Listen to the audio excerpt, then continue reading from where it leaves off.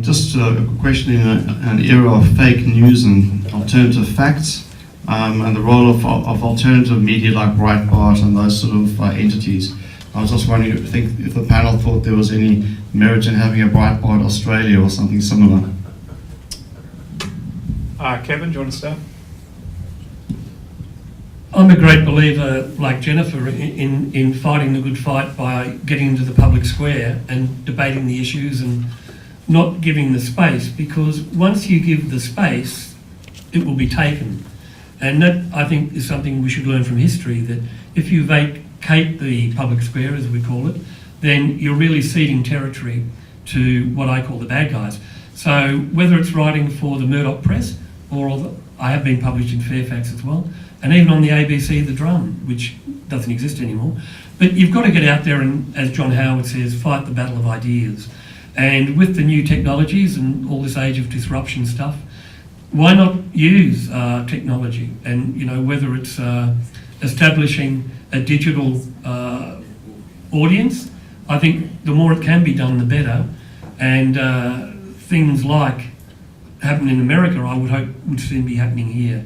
And that's a great way to network and to energise young people in particular. Jennifer, do you have any comments on the media, given you're part of the commentary? The commentariat. Commentariat, sorry. Socialist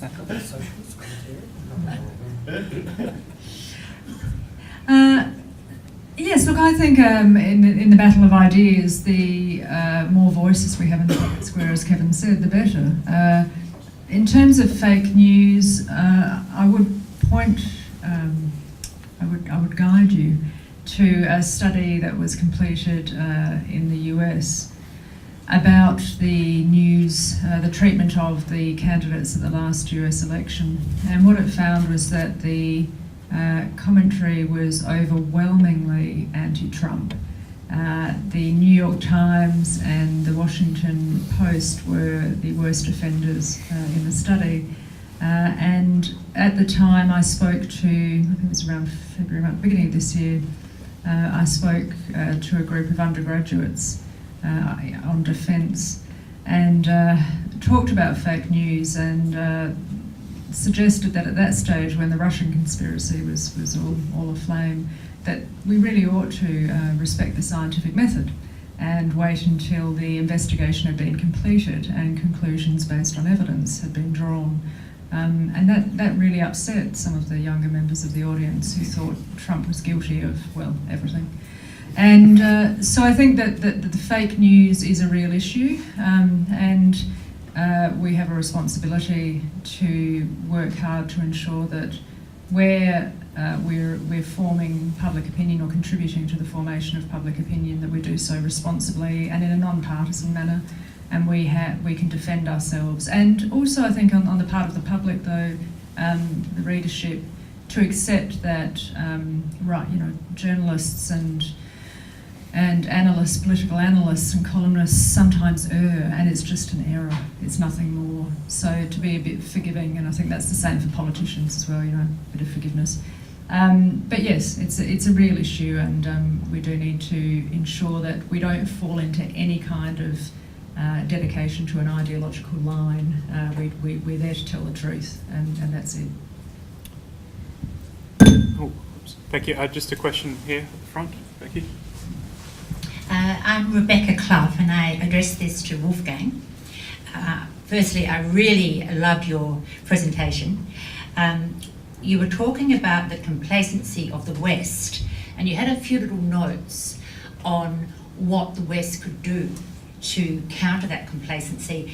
And one of your points was insist on rule compliance, and you had an exclamation mark at the end of the sentence, and I just wanted you to elaborate perhaps on that point. Sorry if I again quote Switzerland.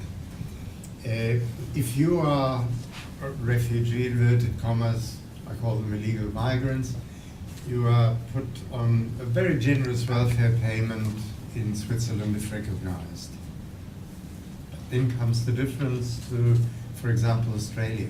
If you are found out to preach hatred, if you enter the public sphere, if if you're an imam, you very quickly lose this public welfare. That is what I call an example of rule enforcement. Can you imagine that we withdraw public monies for an Islamic school where it's proven with judicial proof that hatred against the West is being taught, that the school loses money immediately, that mosques in Western Sydney are shut down because they preach holy war? That is the big difference. We waffle on about Western values, and we have checklists for migrants who want to get citizenship. Do you beat up your wife? Otherwise she doesn't believe that you love her. No one ticks that box. There's no enforcement. It's just waffle, political waffle. We've got some students at the back, over there first. Kyle from Mannkal, Mannkal scholar.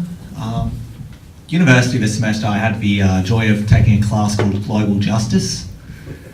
Actually wasn't that bad, but I made two observations within that. It was basically the class focused around various issues across the world and how we should respond to them in a just manner.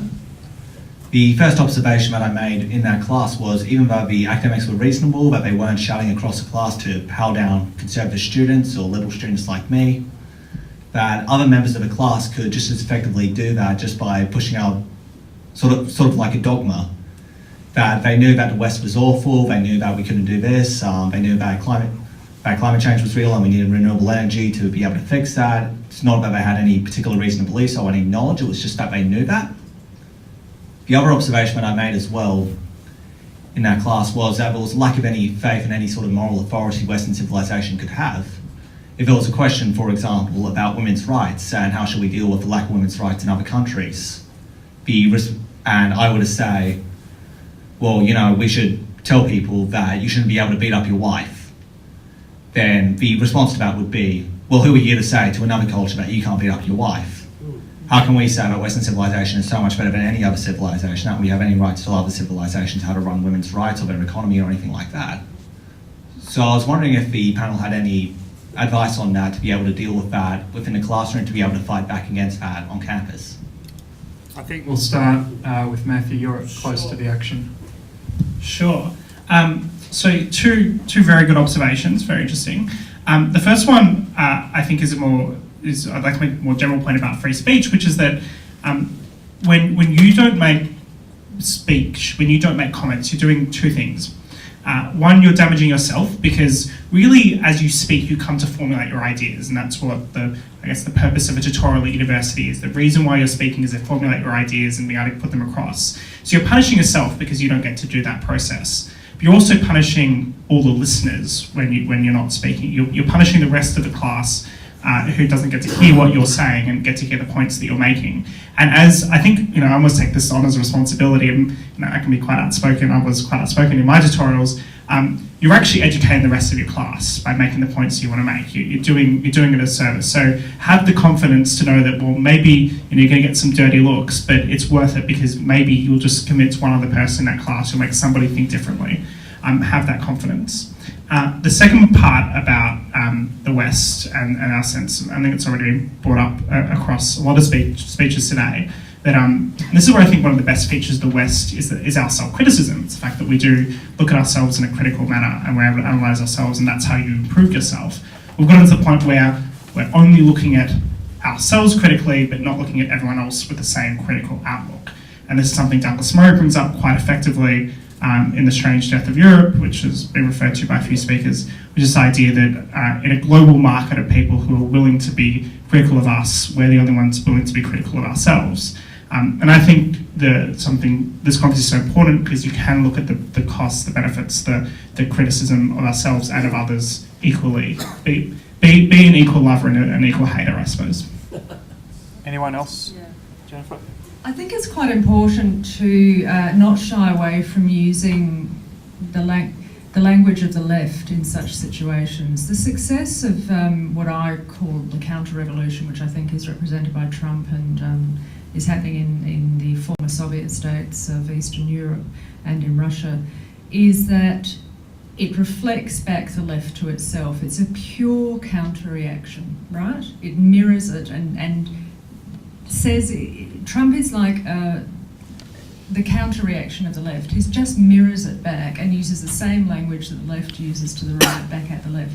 So if you're in a tutorial, tutors, I ran seminars for years, all academics have to operate under occupational health and safety rules. I suggest that that you do speak up, and if you are mobbed by other speakers, just say, I feel really marginalised. Well, you are being marginalised. I feel bullied. I feel hurt. I feel like I always and feel, right? You're speaking to the left. I feel hurt. I feel marginalised. I feel really bullied. As soon as you say bullied, the trigger goes off in any academic's head because they're in trouble if they don't stop the bullying. Right? That's in occupational health and safety policy. It's very dangerous. So that's what I would do in that situation. It's as simple as that. And you will find, for all that we criticise the left, I was on the left for years, the one good thing about them, well, there are a number, but look, one of the good things is compassion. When compassion is used well, it's a really positive force for society. We see what happens when it goes wrong with virtue signalling and so forth. But you should appeal to the compassionate side and say, I feel that I feel hurt and bullied by that. I would really like to be able to speak. I feel like I'm as worthwhile as you are. Speak at that level. Wolfgang? I ran my seminars quite differently. Not bullying, not compassion. When students argued and you said, how do you handle other students? Always insisted, tell me the facts. Do you know the history? Do you know the statistical facts about what you assert? Second, and again quite cruelly, I insisted when people made a general criticism on please give me the practical implementation, what you say. How does it work? How will you administer it? Don't just say this is bad, I'm against it, but what model, what kind of approach, what policy is better and would improve the situation. And that normally, this rather cruel demand, would normally bring down these people who would oppose you. We have a question at the back. So the Australian dream is to buy and own one's home.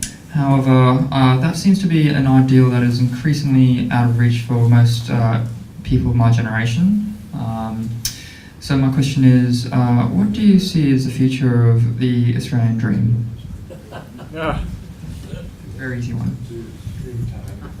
Yeah, dream time. Dreamings. I've got a 32-year-old daughter, and I spent 2 years with she and her boyfriend, and they are living in sin, I'm afraid, which really does trouble me, but apparently it's okay for young people to do that these days, to live in sin, that is, which is a very old concept, but I won't talk about it. Anyway, I went to auctions with Amelia for 2 years, and the reality was in eastern Melbourne, way out to Ringwood and Croydon, most of the properties were being bought by Chinese. And if you look at Melbourne High, but also in Sydney, most of the selective schools are now 80-90% Asian or Indian.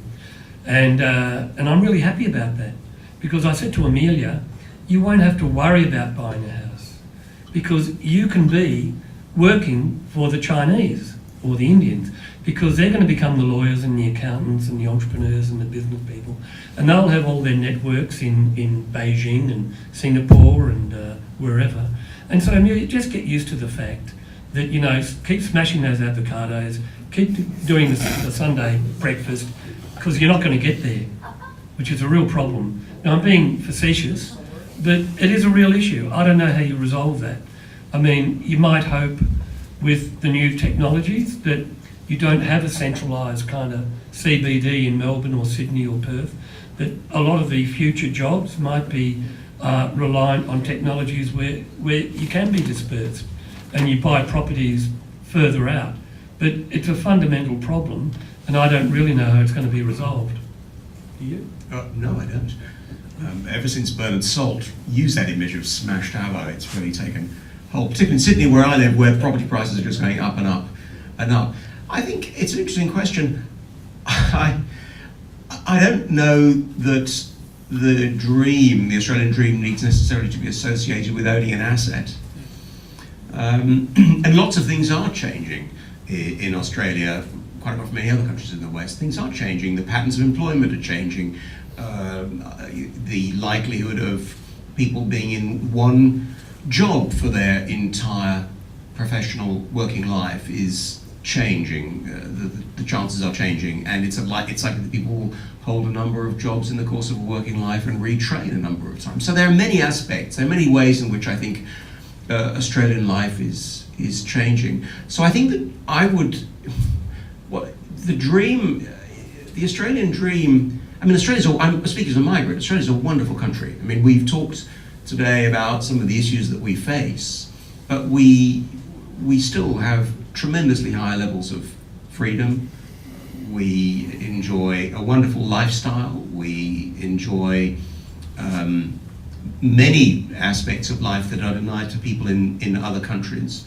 And I think the dream needs to be about strengthening and upholding and developing the freedoms that we enjoy. We've talked about the challenges today, but the fact that we can meet here, we can travel across the country and exchange views freely, that Kevin can make fun of the Prime Minister, and there are no repercussions whatsoever.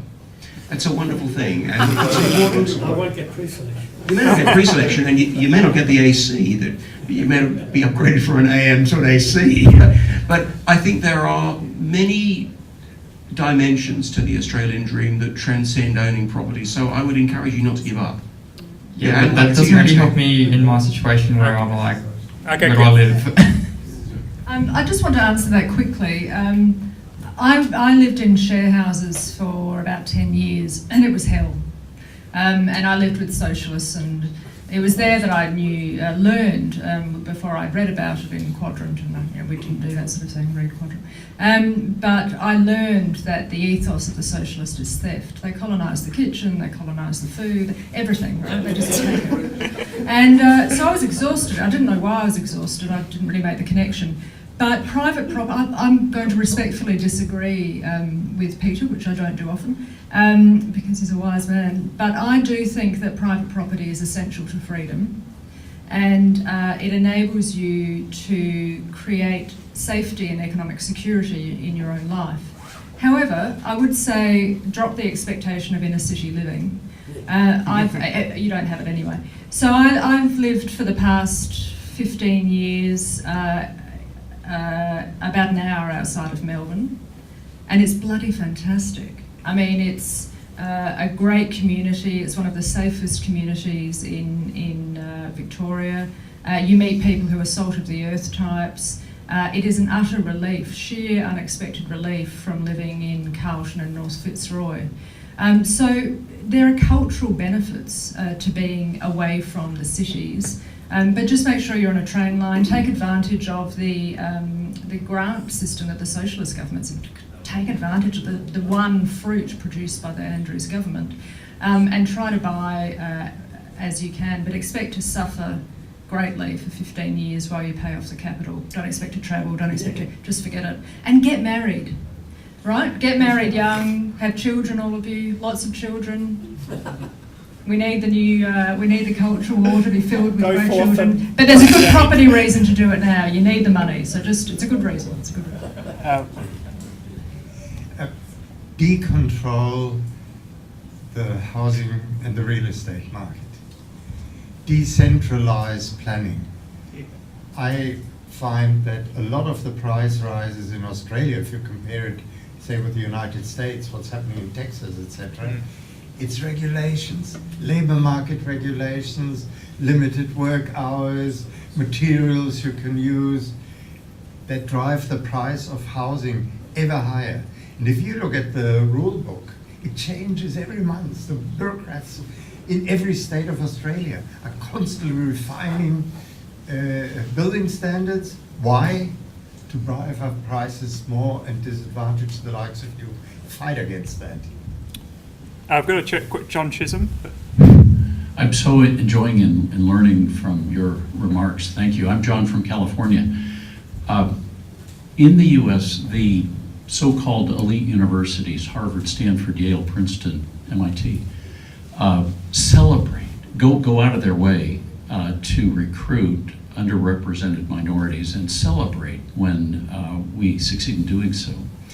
But Professor Raj Chetty at Stanford recently showed that the poor and middle class are much more underrepresented in the elite universities than the so-called underrepresented minorities are.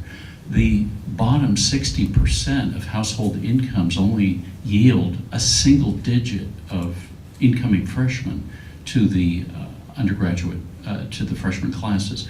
It's maybe a factor of 10 as compared to at most a factor of 2 underrepresentation for any of the minority groups. I wonder, is a similar situation here, and do we need a broader definition of diversity? Who wants to start? It's a different system here. We have a government target for students from low socioeconomic status backgrounds of 20% representation. It was meant to be by 2020. And that was introduced after a Labor government review. So we have overrepresentation of a number of equity groups in Australian universities. It's interesting that you mentioned Harvard, because of course Harvard's in strife this week because it won't reveal its admissions data. They're trying to study whether it's a fair admissions process or whether they are permitting students to enter who are academically less capable than others, because the theory was meant to be merit and equity. And in particular, Asian Americans are very angry because along with working class whites, they've been excluded from the system. And there are a number of cases now where they're saying they got, students worked very hard and got very high scores, and they're being excluded from the Ivy League by far lower performing students. So it is a real problem. Of course, it's different in the US. You don't have a deferred payment system in a lot of those universities. You have scholarships and so forth, but we have that. So we don't have that barrier to entry from lower socioeconomic status communities, the same kind of barrier. So it is a very different case in Australia. And I think that the focus on ensuring that equity does exist in admissions is good if it's equal opportunity, not equality of outcomes. Otherwise, we'll see what's happening in America, which is that the merit principle is attacked and very worthy students aren't allowed entry. We have that in the Defence Force in Australia. Boys were banned from jobs in August. In defence.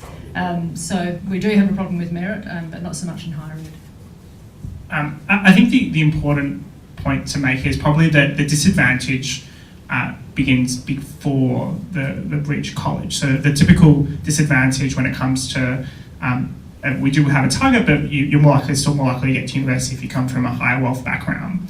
It relates to the school education that you receive in the first place, which is you're more likely to go to a worse school because effectively a lack of school choice, and as a consequence of that, you're not going to get a school education, then you can't get into college, and I think, or in college in the US or university in Australia. So you really have to start thinking about schools reform in the first place and making sure that kids have the necessary skills, and parents have the choice to send their children to all different types of schools, which we can go into more detail if there's more interest to talk about school reform, but it's a whole other area that's very important. We have a student question here. Hi, Dilshan Samara from Curtin University, former student. Thank you all, actually, for the fantastic speeches, and I wish I could thank Bella. Unfortunately, she's already left, I think. No, she's Oh, thank you. I've got less of a question and more some points to add, I guess. In terms of the universities not really promoting freedom of thought and freedom of expression, I've noticed, at least in studying my undergraduate degree, a lack of debate. I've done economics and finance, and I don't imagine there's much debate in finance, but there is a lot of philosophical foundings to economics, and we don't exactly get taught that anymore. And there's a lack of debating as well amid the students. And I think what bothers me the most is at Curtin they have an actual forum, and it's just a display piece for the most part. And it's always bothered me because I think of the painting of the School of Athens, and all of the philosophers just, conversing. And that the fact that the forum itself, the physical symbol of it, is sort of just abandoned at Curtin University, and just perhaps universities in general, is rather depressing, to say the least.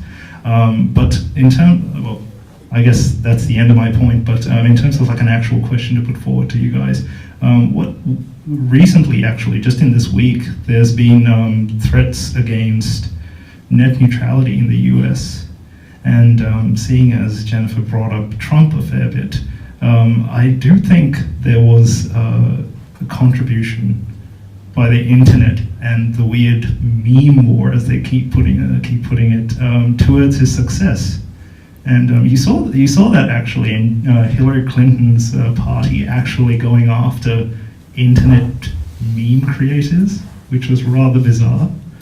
And yeah, so I was wondering what you all think, perhaps even just yourself as a student or a younger person.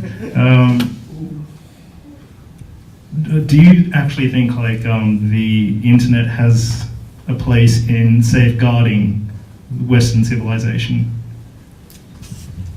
Ooh, lot of things to think about there.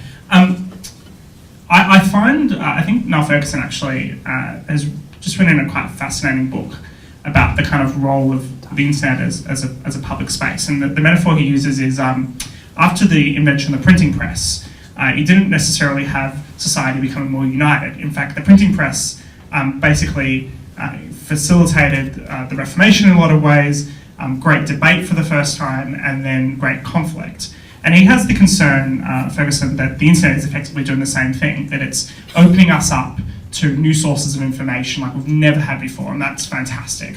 And that's exactly what the tech entrepreneurs in Silicon Valley talk about. They talk about Mark Zuckerberg or Google. It's organize the world's information. It's make people connected. But what's happening far too much is polarization on the internet, which is that people are choosing to only listen and hear from their own audience. And Facebook does this naturally. As you like things on Facebook, it shows you more content that you are predisposed to like because it wants to make you happy. In effect, it's following the incentive, so it's not showing you a diversity of different things. So rather than historically opening up a newspaper that might have at least tried to give you a few different ideas, you're just seeing, I think a lot of people in this room, particularly young people, who would just get the, in fact, why don't I ask this question, which is, who here receives, I'd say, more than 50% of your news from your social media? Yeah, so it's quite a lot, and that means it's something very tempting to do, and I like to do it as well, just see things you agree with. But the danger in that is you're only hearing one perspective and you're not having your ideas challenged, and then you become more polarized as a result. There have been some experiments done in the US where they've set up a room of Republicans to go in and have a chat with each other, and then they do a survey beforehand, and they say to them, what do you think of these issues? And then they do a survey afterwards, and then they talk about the issues. And what they found is that putting a group of Republicans together, putting a group of Democrats together, you become stronger in your perspective by just talking to the people you agree with. It really just makes people more angry and more polarized, and you see that a lot in American politics today, which is that left and right have become disagreements amongst them are even stronger. So what I suppose I implore you to do individually is really make sure you do put an effort in to go to the Guardian website, have a read of the crap up there. It'll develop your thinking and make it easier for you to argue against. So go to Junkie or go to Morello or go to read The Age, read the Fairfax media as well as the Murdoch media. Diversity of perspective is just absolutely essential to develop your thinking. I know that's not a solution to everyone, and the tech companies are currently doing a lot of thinking about this, about how to maybe recommend you, they show you different content from different perspectives and whatever else. I don't know if there's necessarily a perfect outcome here. Just think about the ways that you can, I suppose, in your own life, try to open yourself up to information. So I'm going to... Just a quickie. Yeah. Just a quickie, please. I mentioned the idea of a university, or the ideal of a university.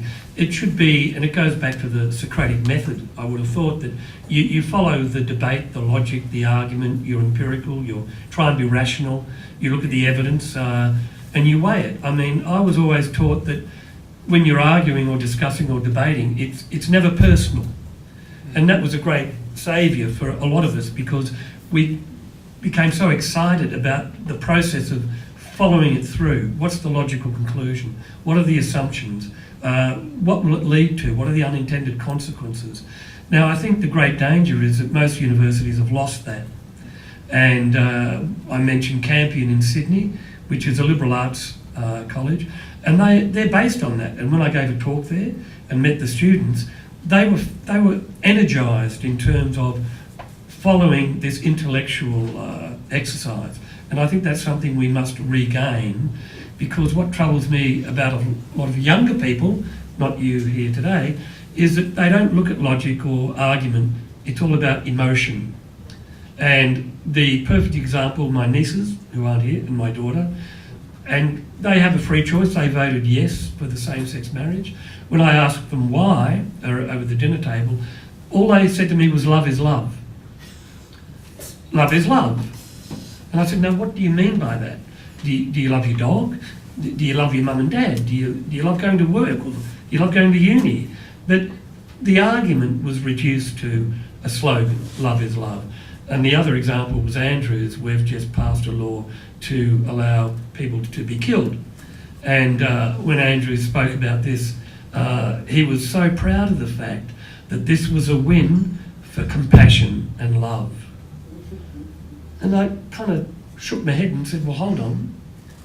You're allowed to kill people for compassion and love? Didn't sort of Idi Amin and Hitler and Mao, and didn't all these people kind of say it's better for you and for society if we get rid of you?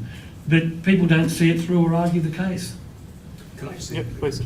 It's a good question, but I do think that we get very overheated about the internet and social media. I mean, let's just say the internet. It's here, it exists, it's changing the way in which information is disseminated. And it's also, I think, changing the way in which political campaigns are conducted. And we obsess about Trump, but Barack Obama got elected because he used social media very, very effectively to wage a campaign. Without social media, would Barack Obama have been in the White House? I'm not sure.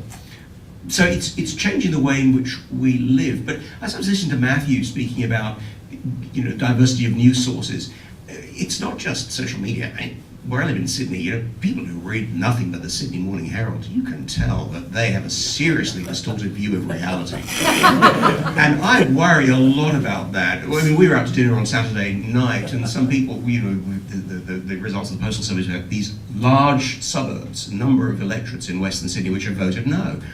Well, why do you think they voted no? Oh, these Sydney Morning Herald readers say they're poor, they're not uneducated, they're ignorant. And it's like, no, you are completely wrong. I mean, we don't need to get into all that. But you could just see that their news source, they got it from the ABC and they got it from Fairfax. And that was that. Now, I think all the dangers that Matthew has spoken of already exist because of the ways in which people select their news sources. So I think the internet is a great thing and makes it really easy to get news from a wide range of sources. I wish more people used the internet to get their news from a wide range of sources. But I don't think in and of itself it's neither good nor bad. I just think it's changing the way in which we behave and the way in which we exchange news and the way in which we gather information. Thanks. I look forward for a quick question from Doug. Sorry. Doug Hall. I'd like to touch on the subject or the challenge of Islam, which has been raised a number of times today by various speakers, and in particular the comment about the incompatibility of Islam with Western civilization. It is a reality on a massive scale, globally and within countries. I recently had the great pleasure to visit Mont Pelerin Society's special meeting in Stockholm, which was about the popular threats to society. And I think the best session of all for me was on migration, and particularly this question of the challenge of Islam. And several of the speeches made the point that one of the popular threats is actually within our own societies and the reaction to the moderates in Islam that are wanting to drive the reformation process. So I just wondered what your comments were on the possibility of a reformation in Islam, and also this question of whether we're preventing that process, if it is possible, by alienating those very reformers in Islamic societies because of our popular reaction. The only press complaint I've received from the Australian Press Council was I wrote a lot on Islam during the rise of Islamic State and its most intense period. And the press complaint was clearly from individuals who were angry that I should express free speech and fact-based reason about Islamism, and I use the phrase Islamism or political Islam. But I think one of the greatest problems is what I call the enablers. It's the Westerners who cosset and cultivate the most extreme elements of the Islamic communities in the West by virtue, or not dubious virtue, of refusing to criticise them absolutely, to insist that what Western civilisation is anathema to theocratic Islam, to political Islam, that they will not get a foothold in destroying the secular state in any Western country, that we will not accept being censored, that we will not accept being threatened, that there will never be Sharia law in Australia, and if they want that, if they want a caliphate, they can go home to the Middle East. It will never happen here. And so you have to draw, I think, a very hard line, but also with the left enablers, because since early communism, Marxists have appeased Islam because they saw it, Islamic countries, as a weapon against the colonial nations, the West. So that there was Lenin used that. Lenin coupled with Islamic nations. Yeah, so it's absolutely critical that we adopt a very hard line and very clear approach and don't allow it in any of our public institutions. But I think the backlash is happening. Islamic State was useful to that. And as long as we have a right of centre government in power, we will be able to keep the borders secure at least. I never talk about radical Islam. It's Islam full stop. A radical is a Western addition to divide up and make us more pliant. The problem is that there are graduations of intensity, but everyone who belongs to that religious community is an enabler, a sympathizer. You know, the terrorists are a small minority, but why can someone like that Paris attacker disappear in Molenbeek in a modern city under police surveillance? Why do we not get any clear statements in public from Islamic leaders that this is an outrage? Why don't we hear that the women who live in Australia, whatever the religious background, are equal, have equal rights? They enable this discrimination. Why don't we get Islamic leaders, at least I don't know about them, who preach that the system that Muhammad invented and was in the Quran and the Hadith, that this needs thorough reform and modernization? We don't get that. So Islam is the problem, not a radical thing. And having said that, I don't see much chance of reform. Kevin? I was very fortunate to meet in Melbourne, at Melbourne University, about 30 Islamic students in Year 12 who came to an orientation day at Melbourne University. And I spent half a day with them talking about their experiences in Australia and in Melbourne. Most of them had been born here from parents who migrated. And most of them didn't know much about the Quran, frankly. They were they had Islamic dress and they were in Islamic colleges or schools. But I asked one table of young kids, where do you come from? And they looked at me quizzically and said, we're Australian. We were born here. great country. We just want to get on with education and come to a university and study hard. I mean, I think we often, and I've been guilty of this, make the mistake of painting a lot of people within the Islamic community as fundamentalists or as deeply committed to their faith, when in fact probably a lot of them are like we Catholics who don't all go to Mass on Sunday, and don't all, many Catholics, Christian did vote for same-sex marriage, even Father Brennan, Frank Brennan, the Jesuits, for example. So all I'm saying is we've got to be careful we don't paint them with the same sort of caricature. But I totally agree with Jennifer. David Cameron, when he was Prime Minister, actually said very strong, in a very firm way, this is a Christian Westminster parliamentary democracy. If you don't like England, go back to where you came from. And if you preach hatred, we'll put you in jail, except they couldn't put a couple of the imams in jail because the imams appealed to the European Court of Justice and they got out again. This is a very complicated question. Just picking up this point from Kevin, I don't think that it is ever now an option to say go back to where you came from, because the London bombers back in 2007, I think it was, or 5, were all English born. They all had been educated, came from middle class backgrounds and been educated in England. They were British born. Britain was their home.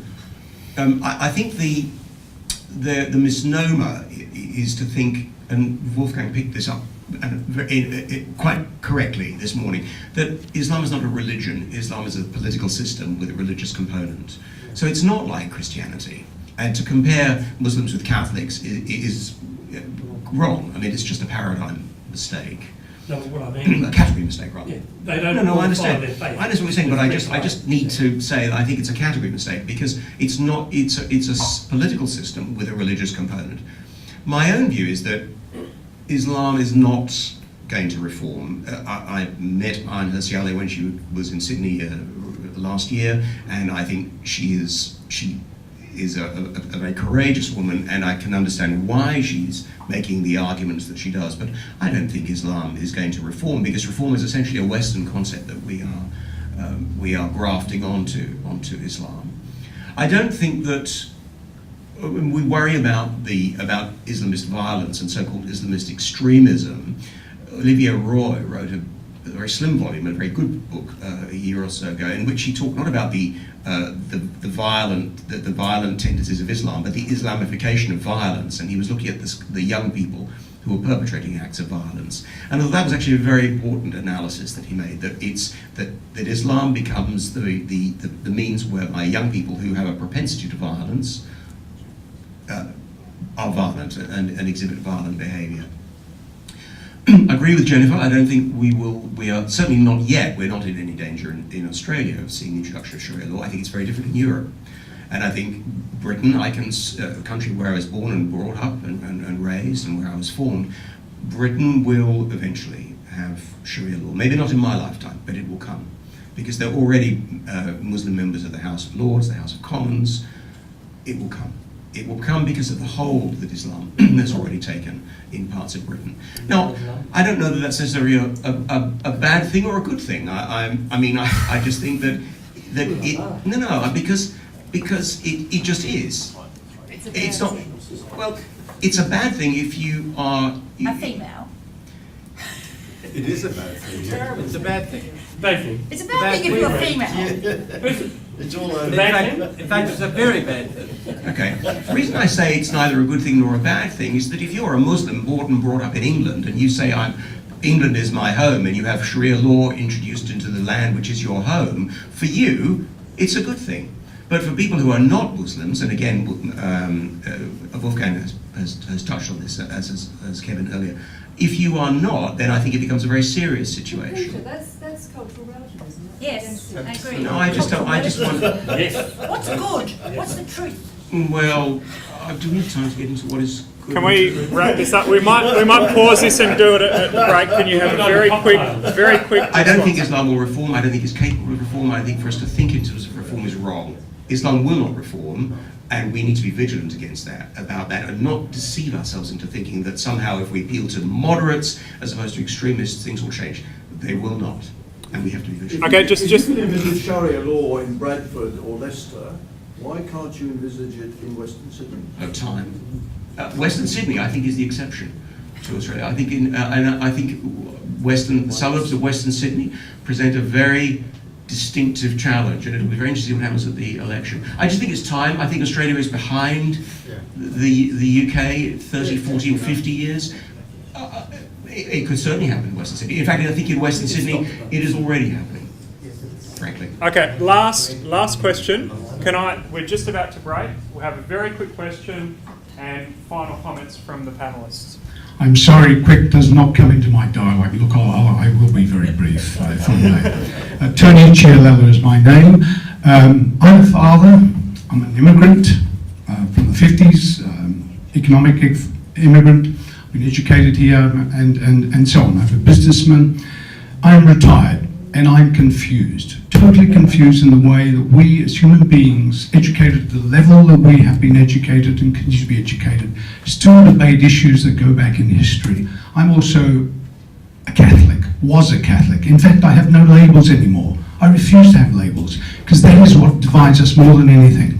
And I do disagree with your view about Islam and so on, because I actually convened a public conversation between an imam, between an Anglican clergy, and also with a gentleman from the synagogue.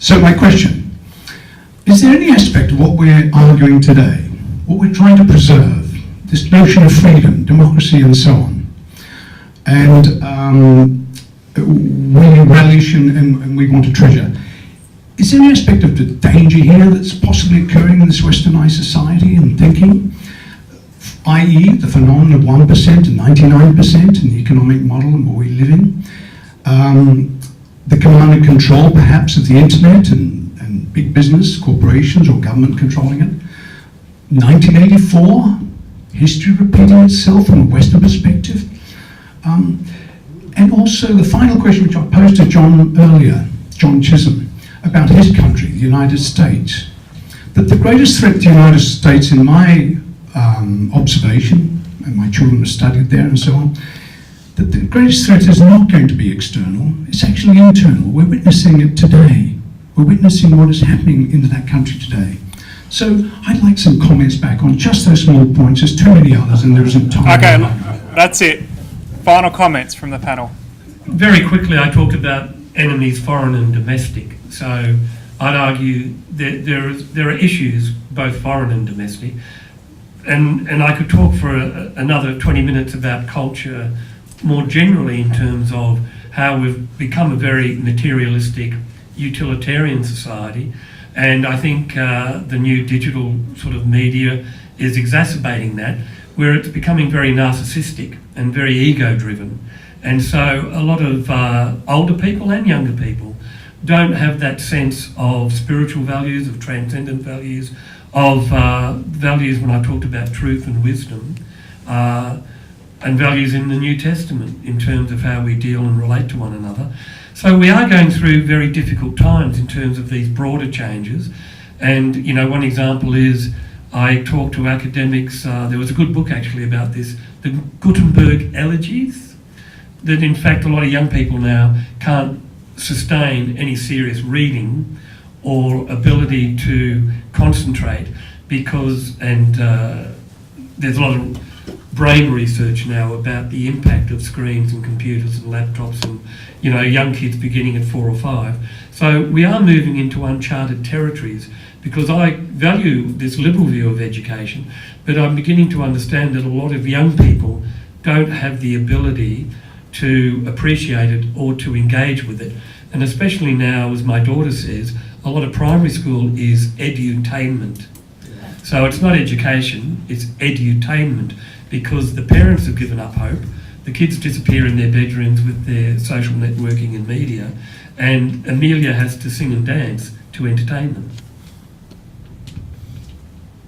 I don't want to postpone the drink, so very briefly. We live under information overload and knowledge poverty. And the education establishment, the schools, the universities have failed to educate people how to get this information flow in an ordered, cohesive, rational system. And then, of course, beyond knowledge, which is important, is wisdom.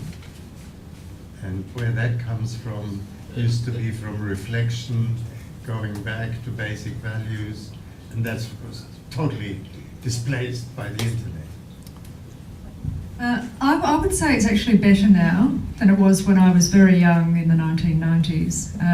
I was the grunge generation, nihilism, the dirtier the better, you know, don't read, don't think. I would try not to read before I went to parties because you weren't allowed to discuss things in depth, and I was very antisocial. Were you a headbanger? On occasion, bit of body surfing, anarcho-feminism, you know, I went through all of that. But I would say that what brought me back to wisdom was my father never giving up on the classics. So my father and I fought. I won my first argument against him when I was 27. And he just went back into his chair and said, my work is done.